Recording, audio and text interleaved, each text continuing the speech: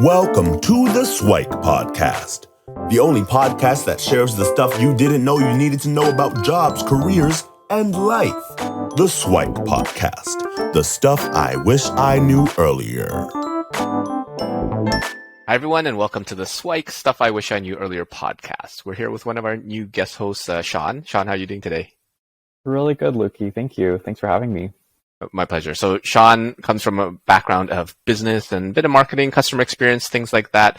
So if you can tell us a little bit about what you're doing now, and then we'll go back in time and talk about Shaan as a kid. So Shaan, what are you up to these days? Yeah, absolutely. So I am a management consultant at one of the big four firms, and I'm focusing on solving any sort of business's operational and strategic issues and helping them become, more optimized, more efficient, and just operate better. It's a really exciting field, and I'm very pleased to be a part of it and grateful for the opportunities to work with some really awesome clients and be able to make an impact in their business. Sounds good. So in typical consulting fashion, a lot of like big buzzwords and stuff like that. We'll get into a little bit about that more. So if we can kind of go back in time and think about, well, what was Shaan like as a kid? So what are some of the earliest, fondest childhood memories that you have, Shaan? Yeah, I mean, as a kid, I remember being very positive. I enjoyed, playing outside a lot, and I actually didn't grow up having any video game consoles or spending a lot of time on the computer, but really my parents encouraged me and my younger sister to, go outside and go to the park and things like that. So a lot of my memories are just, playing in the backyard and going out to the park to play. And I feel like now that's helped me in my adulthood just appreciate that a little bit more rather than in my downtime, spending it on a computer game or something like that. And yeah, I think for me, school was a big focus in my childhood. So my parents are actually both in education, and that was always a focus in our home, to be really thinking about school and really focusing on that. So, was always working and studying, going to extra sort of tutoring sessions on the weekend to make sure that I was up to date on everything that was coming in the year ahead. And I would say that it was very fond because for me, that helped sort of solidify an appreciation for learning. And that was something that, I hold very near and dear to me now. And especially in consulting, you always have to be learning about new industries and new clients and new approaches. So that's something that I feel started in my childhood, but still really appreciate today, and in how I sort of think about careers and approaching new things. And even just on the personal side too, like thinking about, if you want to try a new hobby or if you want to try a new activity, having the willingness to learn that, which isn't always the most comfortable thing, I would say. Yeah, definitely. Because when you're learning something, you're outside of your comfort zone, and oftentimes you're uncomfortable as you're starting to get into it. And being uncomfortable is not fun, right? Exactly. Especially if it's something totally new and you kind of suck at it at first too. And then only after a few times you actually get the decent, good, and then you're actually pretty great at it eventually, if you want to, right? And I'd love if you talked a little bit about some more about those influences. So you had your parents, obviously, in education. Were you a good student at that time, and was like studying and marks easy for you, or was that a challenging aspect of growing up? I think that eventually, as I got into maybe, grade 4, 5, 6, like the higher grades, I started to be a really top student. And that was, I would say in some subjects came more naturally to me than others. But at home, the conversations were like, oh, why didn't you get this grade in this subject? But, oh, like you're really skilled at math and language, for example. And your science mark isn't as high, but that's okay, right? And your art mark, for example, is not as high, but that's okay. And then it was just more about thinking like, oh, hey, I know that I'm really good at some things and maybe not as good as other things. And to me, then that just, again, like when I focused on the learning, like, am I learning something? Then through the process, like maybe at the midterm mark, I wasn't the highest grade, but was able to turn that around by the end by just focusing on that learning process, right? And, as I'm reflecting on that and thinking about that now, I'm like, this is the advice that I wish I was hearing like throughout university and things like that. Because when I think I somehow, gravitated away from that, especially as it was probably in high school towards the end, where you're just so focused on getting the top grades because you want to get into your university programs and focusing on that, right? Sure. And along the way, losing a little bit of that learning focus and more going towards like, oh, I just need to get that grade because I need to get into the program. Right. And I think that's, I know we'll get into the stuff I wish I knew a bit later, but it is something that I think if I go back and tell myself, it's like everything does end up working out, but really try to focus on like, what are you good at and what do you want to do?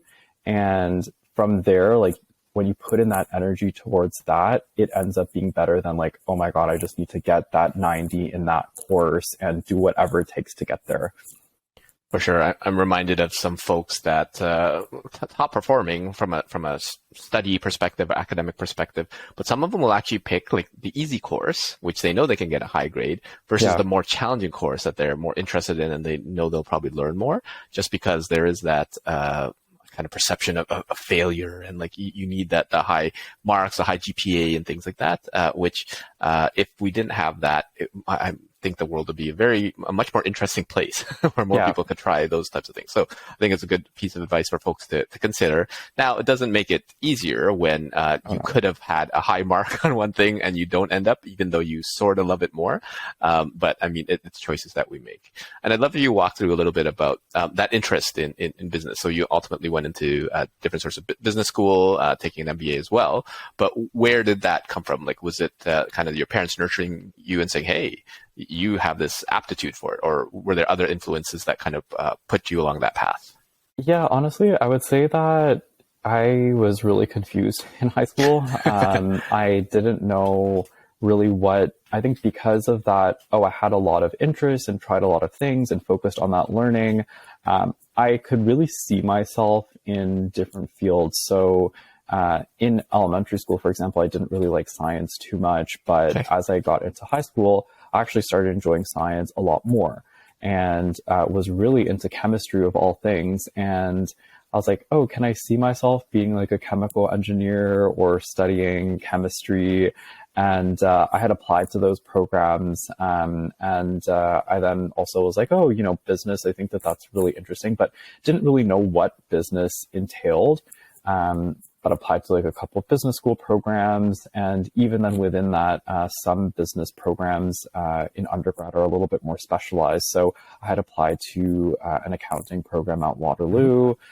So had a couple of things that I was considering all the way from like engineering to sciences, life sciences, and then business programs. And on the side of that, though, in high school, I actually got really interested in photography as well.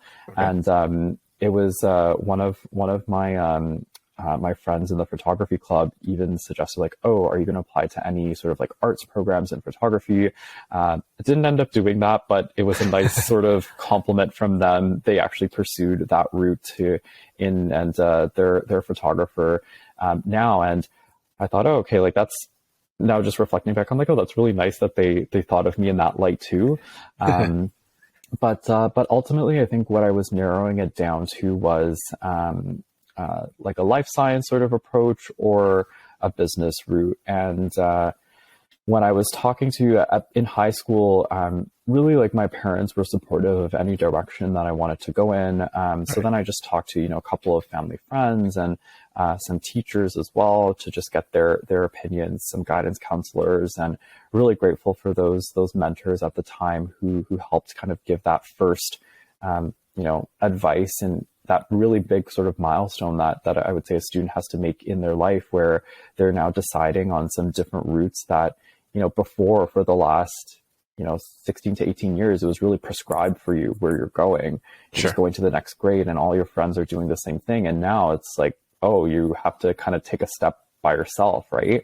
So really grateful for those folks. And I made sort of like the pros and cons list of each of the programs and, just ranked that, and then visited some of the campuses on like my top 3 choices, and ultimately made the decision to go to SWIKE, so the business school at York University. And that's I don't regret it. It was a good decision, and I'm really happy with how everything turned out. But definitely in the first year, actually maybe even first 2 years, was quite difficult. And, I was used to kind of being that top performing student in high school and doing what it takes to get the grade, and then saw my grades really take a dive, and that sort of affected me, and thinking like, oh shoot, like, did I make the right choice? Was this actually a good decision? But I think that was all part of the process. And when I shifted away from that focus on, like just trying to get the grades and focusing on the learning and focusing on what I was doing in university, that helped a lot. And, speaking of kind of, influences and people, I had quite a number of professors in university, I would say, who really helped me a lot think about what direction I wanted to go in. And, as I mentioned, entering business school, I didn't really have an idea too much of what I wanted to do. And I thought, I see a lot of accountants in sort of like the community and family friends and people that I know. And I know that, at SHULIC, there's a lot of people that go into accounting, so maybe I'll take that route. And in second year of university, my marketing professor, Professor McGrain, she really helped me sort of think about that a little bit more, and think about why maybe marketing would be a really great choice for me to go into. And I remember just like having coffee with her and her saying like, are you sure you really want to be an accountant? And I was like, well, I'm actually not sure. I don't think so. And she's like, oh, maybe you should look into marketing and thinking about that. And I really enjoyed her class. And actually, I didn't even get the best mark in her class. I think I got like maybe a 75, but I think just at that point, I was like, I really just enjoy the work. I enjoy the learning that I had there, and that, helped me direct my attention a little bit more. And then when I had a professor in marketing in fourth year, which in third and fourth year, you get to take a little bit more specialized marketing courses. It's not just general, kind of overall marketing. It's more specific in like brand management or digital marketing or customer experience, or consumer behavior. So it was actually my digital marketing professor, Professor Humayun, and she was like, like, you're really talented. And at that point, then I had kind of, solidified that, like, this is what I'm interested in. This is what I want to do. And I ended up doing really well in her class. And after in fourth year, then before I started working at Walmart, I had an internship at L'Oreal, which is like one of the biggest sort of marketing centric companies. And I was working in digital marketing there. So that was a really kind of full circle moment where I went from in first year, not really knowing too much about what I wanted to do, thinking about, like maybe accounting, to having this professor who was able to shed a little bit of light on her experience working in marketing and then teaching marketing students, specializing in that, and then, entering the field. And there's a lot of other folks along the way too, but I would say those two professors in my undergrad. And now actually when I just wrapped up my MBA, Professor Giesler, he was really quite an instrumental professor for me too, and just the way that I think about problem solving. And although the course was in marketing, the approaches I would say that he shared in class and in our conversations were more focused on bringing up beyond kind of marketing and thinking about like how you can really make an impact on the world through the work that you do. And I really liked that and thought that, hey, that really, it's really eye-opening that, even from the little experiences maybe that we design through an email, or through, an in-store activation, or whatever it may be, can have really big impacts on being inclusive and sharing, a bigger picture with people. And even if it just impacts one person, then it's worth it. So he really helped kind of open my eyes to that as well. That's awesome. So a lot of great information to unpack in that. And then what kind of comes to mind for me is the importance of if you are one of those professors or those mentors or people that actually identify something in someone, or just kind of mention, hey, have you thought about this or that? Sometimes those moments can be game changers or life changers for many people. So I'm kind of interested in whether you could like tag these professors and say, hey, did you know that you changed the course of my life, my career, my trajectory, that sort of stuff? Because sometimes folks don't really have an appreciation of how impactful they could be in other people's lives. So I think that would be very interesting to share. I like what you said about like going for the learning versus the grade. And we alluded to that, I guess, at the beginning of our conversation. And I'd love if you are able to unpack a little bit, if we go back to the beginning of the what you were talking about the decision, because you had so many different possibilities: life sciences, business, and well, maybe arts, but not exactly arts. But you mentioned like a pros and cons list and visiting the different choices. But if you could kind of walk us through a little bit of some of what was on the pros and cons, what was some of the evaluation, and then what actually kind of led to, you know what, I am going to pick business, because if you could do anything and everything, why not? Right? So that must not have been an easy decision. So if you can walk us through a little bit, and obviously it's going to be different for different people, but just to give an idea of that decision, I think would be very helpful for folks. So yeah, if you could share a little bit about that, if you recall any of that, that would be appreciated. Yeah, absolutely. So I remember thinking about, okay, in really kind of then researching a little bit more about programs and in some schools, for example, you might not be in like the business school right away from day one. It might be actually like a general stream. So I looked at maybe like program structure and subjects as like the first kind of bucket in what I was exploring. So at that point, I would say like that's, maybe a little bit more specific to like the business programs that I was looking at, where the accounting program at Waterloo, for example, was just, it's all kind of like accounting and finance based. Whereas at Schulich, it was a little bit more general in terms of like all business focused, but you got that breadth of what you could explore in business. And then in for example, another school I was considering was Rotman at University of Toronto. And in that program, actually, in your first year, you're in more of like the general arts and science kind of field. And then in your subsequent years, you're in Rotman and taking those business courses, right? So that was, looking at kind of like the program structure. That was one thing that I was exploring. The other thing when you talk about like the decision to go from math to business, because that's already you've already decided on business, but sorry, not math, the sciences to business, because you were also exploring life sciences and engineering. You mentioned to make that decision. Like what was that? Like? So I think with the science and engineering side, so I really was not a top student in physics. I knew that was like one of my subjects that I just like was not clicking for me. And that's where I kind of at that point ruled out engineering a little bit. I was like, I don't really feel like I want to study this when I'm not very passionate about studying it, right? I think there's definitely subjects that you just kind of naturally gravitate to a little bit more. And physics, I was like, I just really can't, like that was the homework that I was always like putting off to the last minute. And I think it was good that I was real with myself to be like, I can't see myself studying this for 4 years and continuing that, right? So that was sort of like ruling out the engineering side.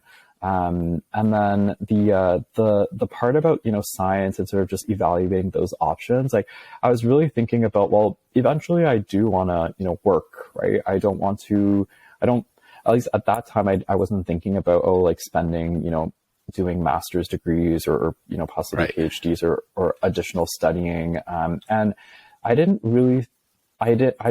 think I explored to the extent of like what you could do with a life science degree, but I think just generally from when I was talking to people and sort of my very preliminary research and sort of like career quizzes that you kind of do in high school through like civics and careers and stuff like that. I was like, oh, it seems like there's a lot more options if you study, a business degree versus like a life science degree. And that was just my, maybe my own bias from what I was picking up from, the conversations that I was having for people or through those kind of career tests.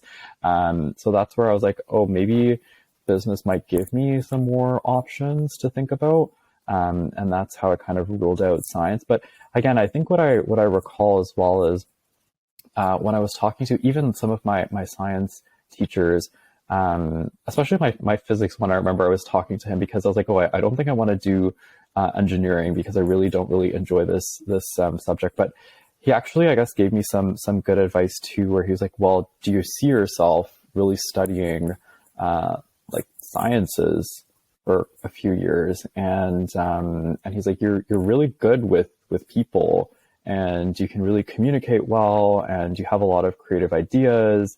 And he's like, there might be something in business too, right? And just as we're having this conversation now, like I remember that conversation, and when I told him, I was like, oh yeah, like I got into Schulich, I got into Rotman, I got into these business programs, and he's like these are really great programs. Like why are you even thinking twice about like going into one of these ones, right?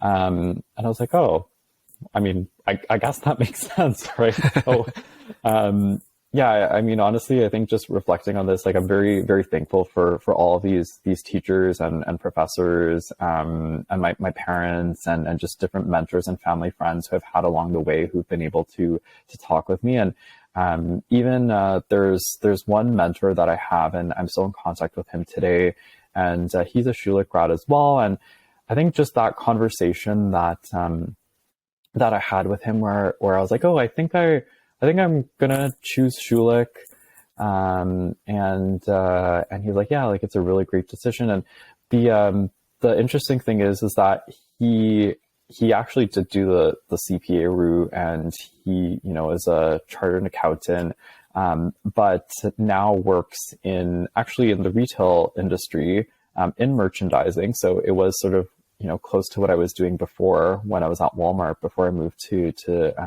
my current position in consulting. And even though I guess his career path and my career path is different, it converged a little bit, and he was able to kind of give me. I always appreciate his advice, because he never says like, oh, this is what I did and you should do it too. But he's like, oh, like this is what you're doing, and you're doing really great, and think about that. And I always appreciate that in mentors, where they don't, specifically say like, oh, this is what I did and you have to do that. But like, oh, this is what I did, but you're doing like a really great path too, and kind of providing that view. So I always appreciate his advice, and he definitely helped me as well kind of solidify that. Oh yeah, I think Schulich will be a good choice to go to. Sounds good. And what I took from that is make sure to have conversations, because I do find that a lot of folks, they try to make the decisions themselves, right? They do a whole bunch of research on the internet and, pros and cons lists or whatever. But unless you have kind of those conversations where people who've been there, done that, those mentors, as you'd mentioned, that can be a big difference, because sometimes what you read online, well, that's marketing for that particular program, for that particular role, job, company, whatever, versus someone who's been there and done that, and they can hopefully share some of the good and sometimes the not so good, or the things that you have to watch out for, and just be prepared so that your expectations are set. So I think that was helpful. And I'm wondering if you can kind of move along from your undergrad days. So you mentioned that you landed a role at Walmart. How was that experience? Was that like easy? Did you kind of have that before you graduated, or was the transition from like the undergrad into the working world, was that pretty challenging? Yeah, I mean, so I was very fortunate that when I was interviewing, I went through sort of like the on-campus recruitment cycle.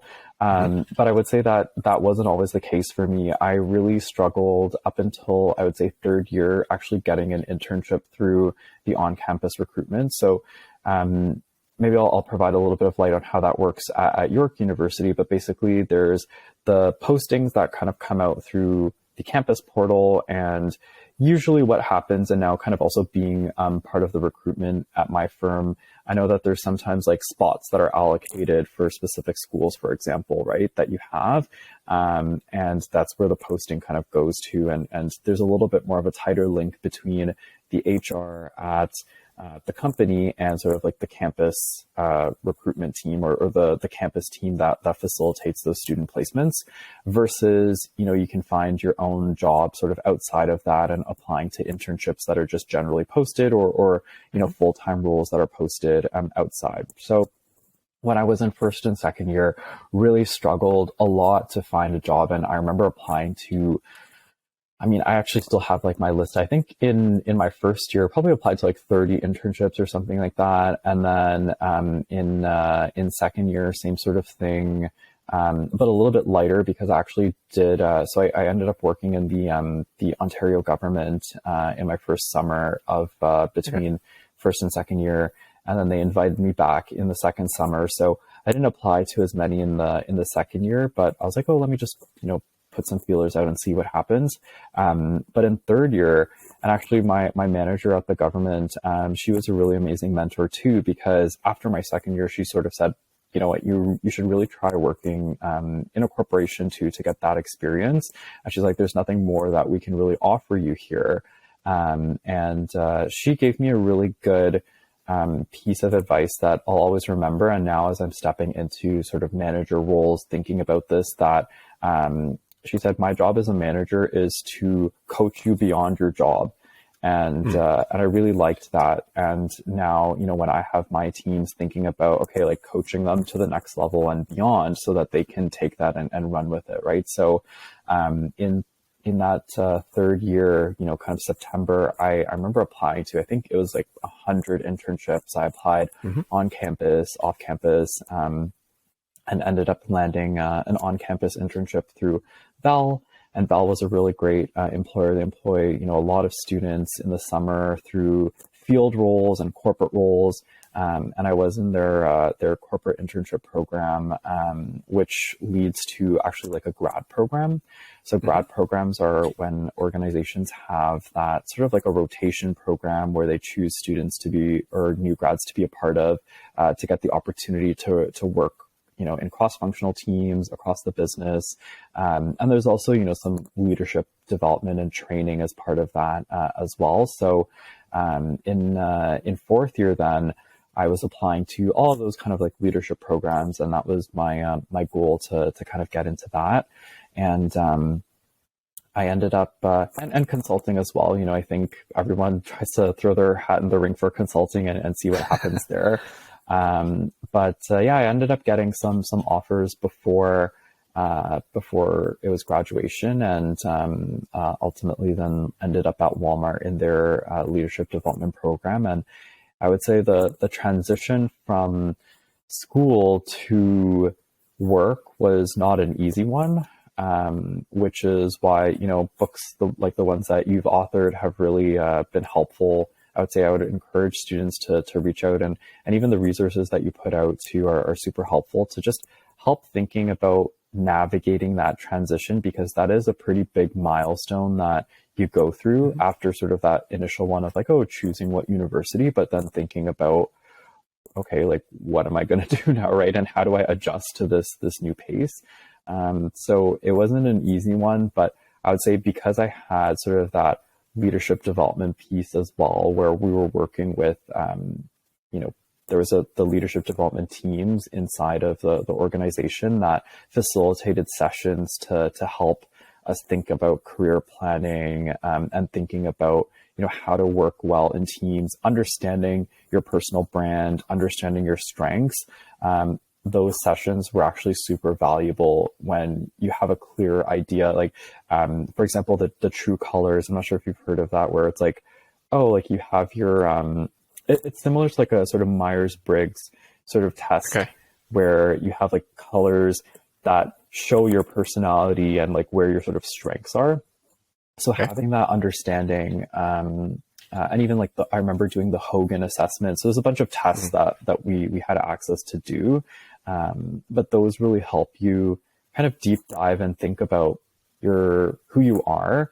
And if you treat those, kind of seriously and use them, you can then become a better worker and understand how you can, most effectively function in the organization. So those sessions were super, super helpful and super valuable. And I'm very grateful for my time at Walmart and the leaders that I worked with that helped facilitate that. For sure. And with those assessments, I mean, there's so many of them out there. And for me, it's less about like whether you're a blue or a J or a 9 or whatever it is there. It's more like, well, how do you react to that? And like, what resonates about that, what doesn't? Because I don't think these personality tests, like for you to distill the complexity of a human being into like 4 letters, a couple of colors or whatever, it's not possible. Yeah. But at the end of the day, it is a very useful reflective tool for you to take a look at and say, okay, what do you think? And then start having conversations. Take a different one, which shows you from a different perspective. What about this one and this one, this one? So they can be quite eye-opening, and hopefully they align in pointing to particular characteristics. But make sure you don't kind of label yourself and keep yourself in whatever colors or numbers or letters that they keep you in. But I love what you shared with all the different statistics that you went through. So yeah, 30 internships is not a lot, to be honest, for you to apply to. So I generally say that if you want to kind of guarantee that you land an internship, it's like 100, 200 that you're really applying to. And it seems like in third year, you did just that, which is awesome. And that helped you ultimately to land into your fourth year. And that obviously gave you a little bit more, you were ahead of the game, because some folks, some of the students, they wait until fourth year to start their job search, versus you were at least aware where I want to get a summer internship between my first, second, third year, that sort of thing, and had all those great kind of coaching along the way. But yeah, for those students that are out there, make sure that you start your job search early. And that doesn't mean like September of your fourth year. That sometimes means your third or second or first year to also start that. So I think that was great. And as we kind of start to wrap up, I guess the episode, if you want to talk about your latest transition, obviously into the consulting, and maybe a little bit on your decision to go and take your MBA, and then we'll end off with some of your SWIKE. So can you talk a little bit about the kind of most recent events or the most recent work that you've been up to? Yeah, sounds good. So I was coming to a point where I had been at Walmart for almost 4 years and was just thinking about what's next. And, back to my kind of comment on where I said, like throwing my hat in the ring for consulting. It was something that, I thought, it would be so cool to do that. Right. And kind of, when you're in business school, you're like, like consultant, like that sounds like such a cool job, right? And I think definitely my intro may have been a little bit jargony, but really what I enjoy, I would say, about the consulting space is you're continuously learning. I really appreciate and value that, and that's something that's been reflective of my childhood and sort of my approach. I really like the kind of connecting with people, whether that's clients and internally. I think that has also been a very central part of, the discussions and sort of my just being able to try a lot of things. I used to work a lot of customer service jobs as well, like in university, and I enjoyed that people aspect of things. And finally, I would say just overall, the impact that you get to have is really cool to see. And too, like you've been in the consulting space too. It's really such a great feeling when you wrap up an engagement and be able to look back and see like, wow, like you were playing a significant role in solving a complex problem that the client wasn't able to solve by themselves. And that's why they needed someone else to come in and provide that support. So it's a really, really fulfilling feeling to see that. And that's kind of what I would say is like the 3 buckets of what I'm doing in the consulting space now. And sort of like the day-to-day is like, working on that impact and problem solving, working with people, and continuously learning. My MBA, I would say, was, so I decided to do a part-time program. I didn't want to leave the workforce for, a year or 2 years to go to a program. And there's a lot of great part-time programs now. And some of them actually are even online too. So you can go to schools in America and get sort of an online degree as well. But I decided to go back to SWIKE. I started in the pandemic, and it was online at that point. And then in 2022, switched to being in person. At the same time, I switched to working at the firm. And I would say it's not anything I would recommend to do, both switching jobs and joining consulting and doing a part-time MBA. But I think it all depends on like your mindset and what your goals are. And ultimately, now that everything is kind of wrapped up, and I've reached the 1-year mark at my firm, it's been a really great experience. And I learned a lot about myself and what I was capable of. And again, I think just my ambitions for going for an MBA was to focus on that learning piece. In the pandemic, I think as well, life started feeling a little bit weird. I think everyone can relate to that, where, things just didn't feel that great. And I missed sort of that community environment that school provided. I missed that sort of, I was actually in the pandemic taking a bunch of just those, Coursera and Udemy courses. And I think even like at some point, maybe it was edX that was giving like you access to it for free or whatever, right? From the top, Ivy schools and things like that. And I liked that, but I was like, oh, I want to do a little bit, something a bit more formal. And that kind of pushed me to just say, okay, you know what, let's take the leap and go for this now. And I would say that was another milestone to just say like, okay, you know what, you enjoy the learning process. You want to, build that community again with school.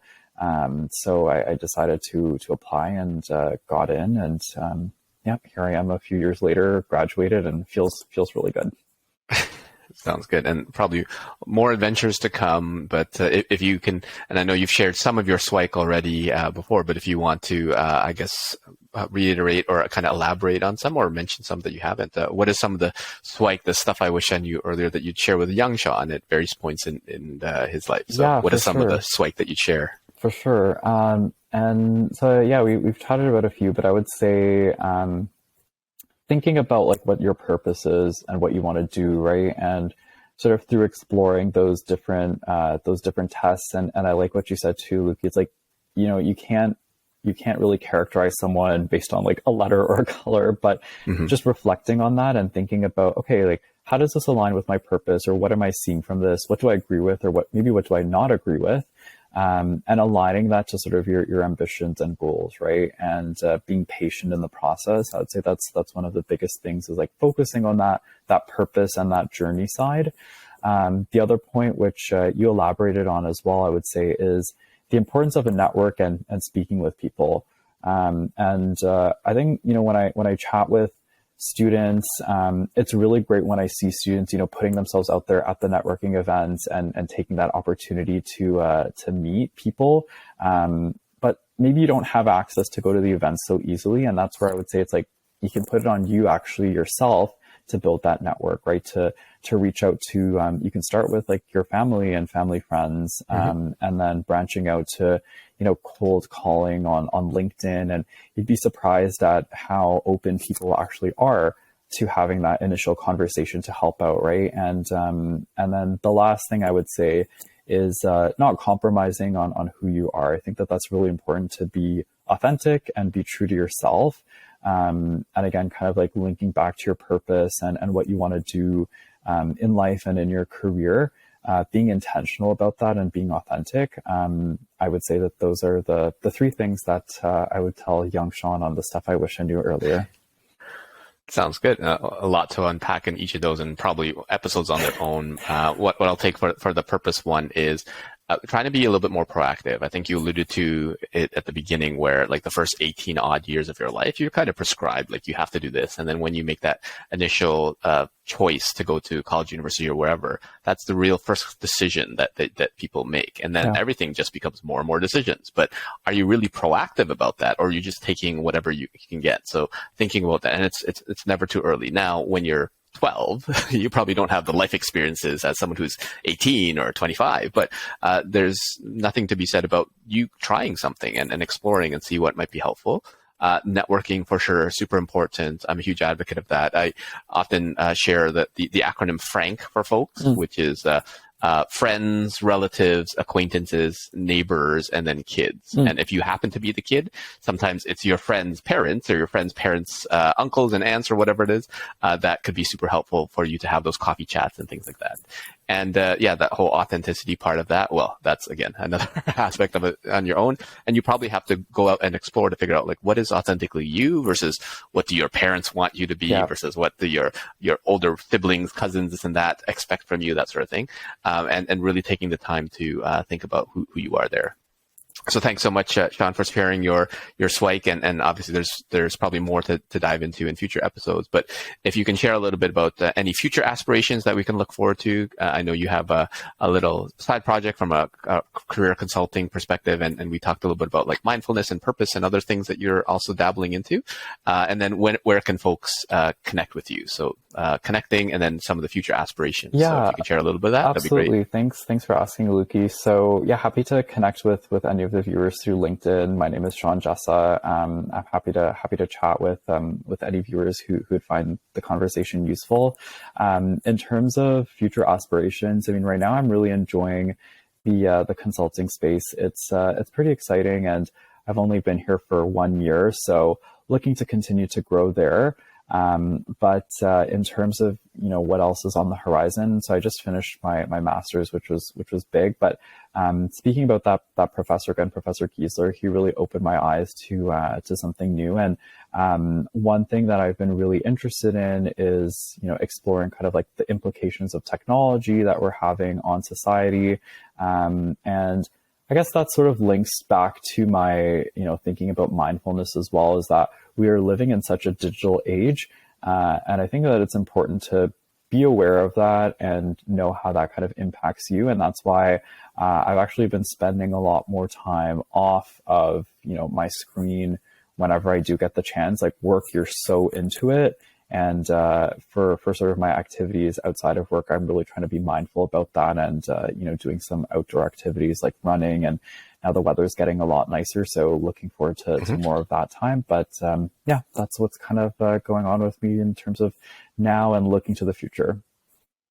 Sounds good. So looking forward to those updates, and shout out to all the professors and the teachers out there that are making lots of impact to their students. Yes. And thanks again for joining, Shaan, and sharing your SWIKE, and hopefully for a future episode.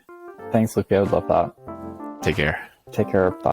Thanks for joining us on the SWIKE Stuff I Wish I Knew Earlier, the podcast. If you like the podcast, please subscribe on iTunes, Stitcher, or wherever you found this podcast. And if you can give us a review, that would be very appreciated. Feel free to contact me on LinkedIn at Luki Danu, LUKIDANU, and the same on most social media platforms. And I look forward to hearing from you. Thanks. Bye.